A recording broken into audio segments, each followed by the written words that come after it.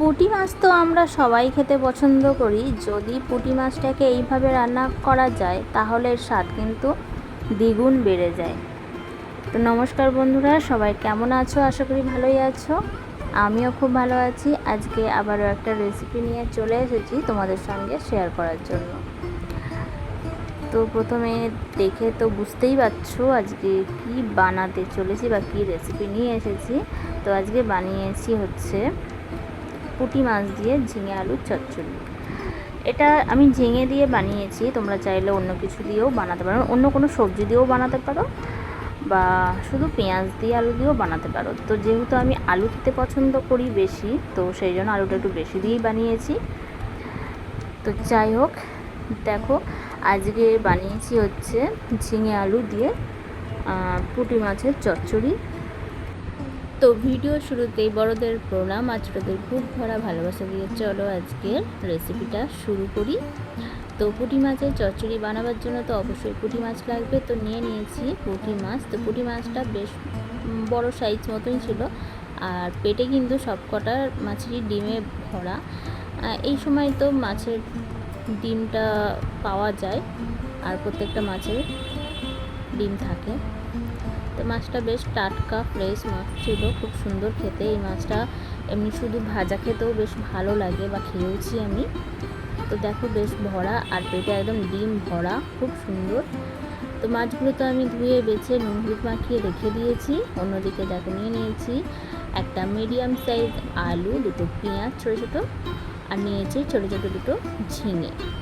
তো আমি তো এই রেসিপিটা ঝিঙে দিয়ে বানিয়েছি, তোমরা চাইলে এটা অন্য কোনো সবজি দিয়েও বানাতে পারো। ঝিঙের জায়গায় তোমরা পটল, চিচিঙ্গে বা বরবটি যে কোনো সবজি দিয়েই বানাতে পারো।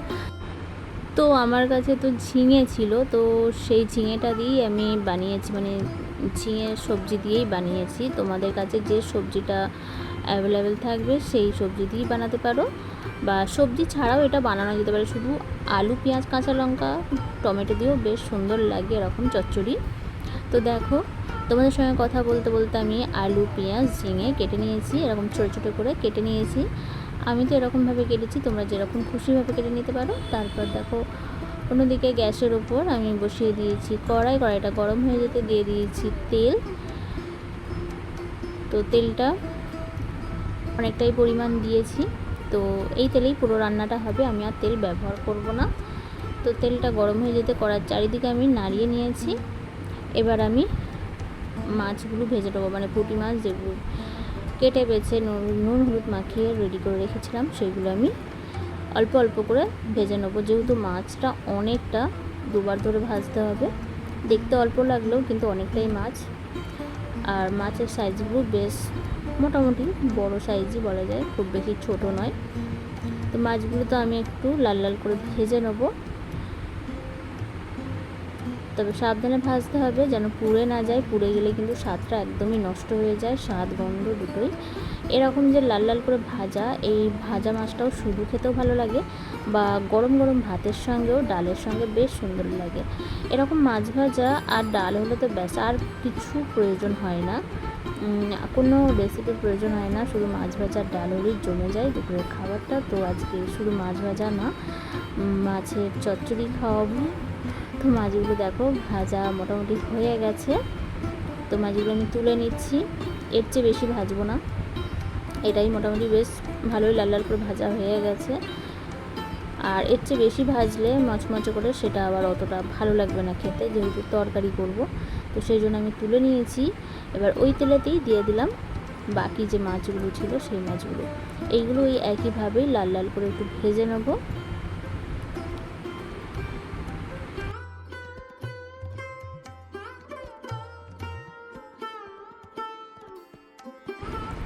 তো এক পিঠ তো ভাজা হয়ে গেছে, আবারও অন্যদিকে উল্টে দিলাম। একদিকটা দেখো লাল লাল করে ভাজা হয়ে গেছে, আরেক দিকটাও আমি লাল লাল করে বেশ ভেজে নেবো। ভেজে নিয়ে এটাকেও তুলে নেব।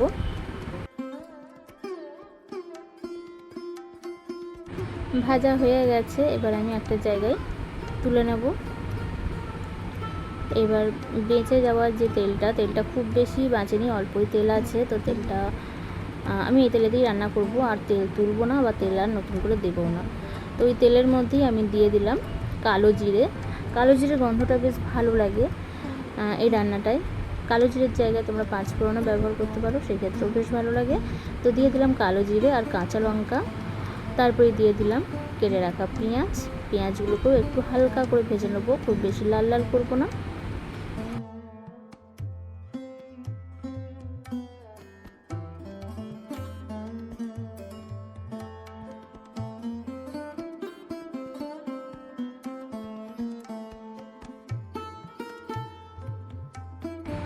পেঁয়াজগুলো মোটামুটি একটু হালকা করে ভাজা হয়ে গেছে। এবার আমি দিয়ে দেবো আলু।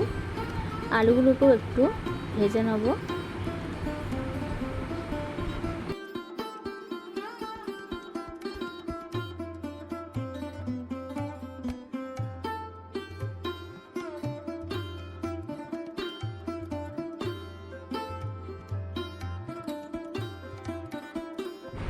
তো একটু হালকা নাড়াচাড়া করে চাপা দিয়ে রেখেছিলাম। আমি এখানে চাপা দিয়েছিলাম, এটা চাপা না দিলেও হয়, কারণ রান্নাটা করতে করতে ছেলে উঠে পড়েছিল, সেই জন্য আমি গ্যাসটা অফ করে চাপা দিয়ে চলে গেছিলাম। তো এসে দেখলাম গরমে গরমে একদিকটা বেশ লাল লাল করে ভাজা হয়ে গেছে। তো তোমরা এই জায়গাটায় চাপা না দিয়ে তোমরা একবারে আলুর সঙ্গে ঝিঙেটাও দিয়ে ভেজে নিতে পারো। তো আমার তো দেরি হয়ে গেছে, তো যাই হোক ঢাকনাটা খুলে নাড়াচাড়া করে গ্যাসটা আবারও জেলে আমি দিয়ে দিলাম ঝিঙেটা। তো ঝিঙেটা দিয়েও একটু নাড়াচাড়া করে এবার একটু ঢাকা চাপা দিয়ে রাখতে হবে, কারণ ঝিঙে থেকে একটু জল ছাড়বে সেই জন্য। আর বেশি চাপা দিলে কিন্তু আলুগুলো একদম গলে গলে যায়, গলে গেছেও গরমে গরমে। তো কি আর করা যাবে, যাকে তো দিয়ে দিলাম নুন আর দিয়ে দেবো একটু হলুদ আর নুনটা দিয়ে এই সময় দিয়ে দিলে যে হলুদের যে গন্ধটা সেটাও কেটে যাবে, আর নুনটা দিলেও সবজির ভেতরে ঢুকে যাবে, আর স্বাদটাও বেশ সুন্দর হবে, সিদ্ধটাও ভালো হবে। তো সেই জন্য নুন আর হলুদ দিয়ে আবার একটু নাড়াচাড়া করে কিছুক্ষণ একটু চাপা দিয়ে রেখে দেবো। ভালো করে মিশিয়ে নেব প্রথমে।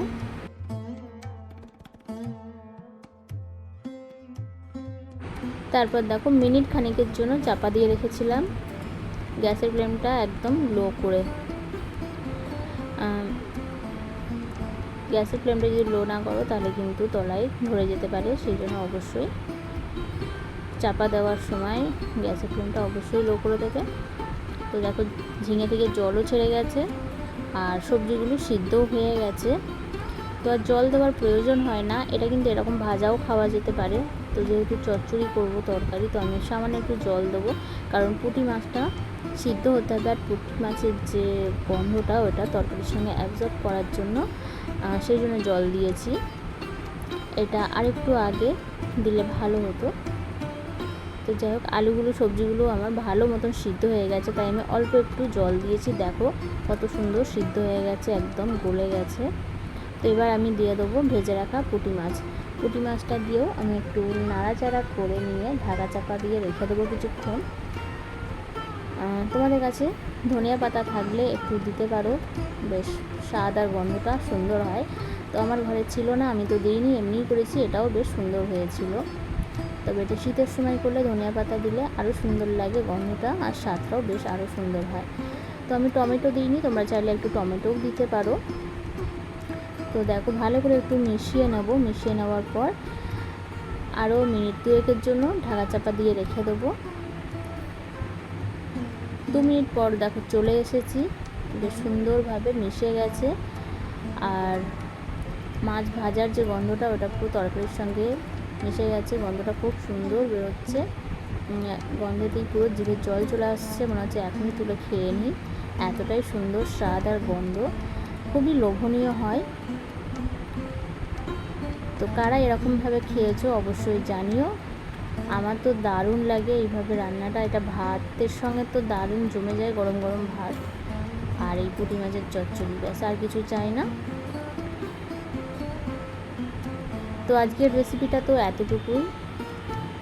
আজকের রেসিপিটা তোমাদের সবার কেমন লাগলো অবশ্যই একটা কমেন্টের মাধ্যমে জানাতে ভুলো না। তোমাদের সুন্দর সুন্দর কমেন্ট আমার কিন্তু উৎসাহ দেয় সামনে এগিয়ে যেতে আর নতুন নতুন ভিডিও আনতে।